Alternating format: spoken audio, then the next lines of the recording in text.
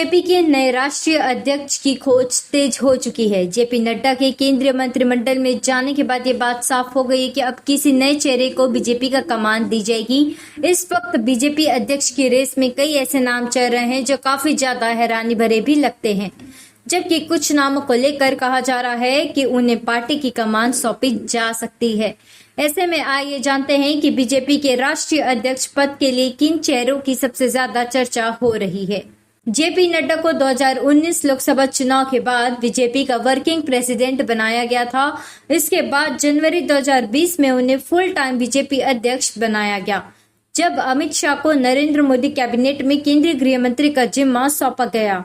नड्डा का 3 साल का कार्यकाल पिछले साल जनवरी में ही खत्म हो गया था, लेकिन फिर चुनावी वर्ष को ध्यान में रखते हुए उनके कार्यकाल को जून 2024 तक बढ़ा दिया गया। यही वजह है कि अब नए चेहरे की तलाश की जा रही है। देश की सबसे बड़ी पार्टी के अध्यक्ष बनाए जाने के लिए विनोद तावड़े के नाम की भी चर्चा की जा रही है। वर्तमान में वह बीजेपी के महासचिव है। महाराष्ट्र सरकार में मंत्री रह चुके तावड़े को बीएल संतोष के बाद सबसे ज्यादा प्रभावशाली महासचिव माना जाता है। तावड़े युवा होने के साथ साथ पार्टी संगठन को भी बेहतर तरीके से समझते हैं। वह मराठा भी हैं। बीजेपी ओबीसी मोर्चा चीफ के लक्ष्मण का नाम भी बीजेपी के अगले प्रमुख के तौर पर राजनीतिक गलियारों में किया जा रहा है।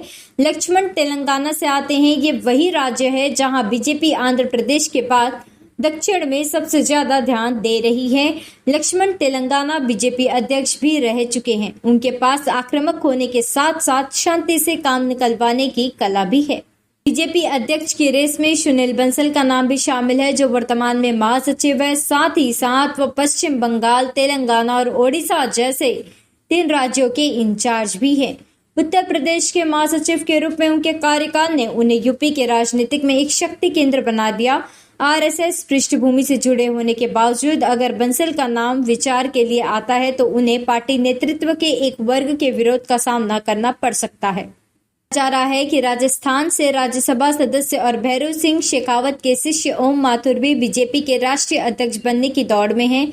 माथुर को चेहरे पर मुस्कुराहट के साथ अपनी बात कहने के लिए जाना जाता है। वह आरएसएस के प्रचारक रहे हैं और पीएम मोदी के गृह राज्य गुजरात के प्रभारी भी रह चुके हैं। बीजेपी राष्ट्रीय अध्यक्ष का पद किसी महिला को भी सौंपने पर विचार कर सकती है। पार्टी के पिछले कुछ सालों के लिए गए फैसले इस बात की तस्दीक करते हैं। राजनीतिक गलियारों में इस बात को लेकर भी चर्चा चल रही है कि बीजेपी स्मृति ईरानी को अपना मुखिया बना सकती है। हालांकि इस बात की पुष्टि तभी होगी जब सच में ऐसा होता है। न्यू वीडियोस की अपडेट पाने के लिए सब्सक्राइब करें समय दर्शन न्यूज को और बेल आइकन को दबाएं। आप देख रहे हैं समय दर्शन न्यूज चैनल।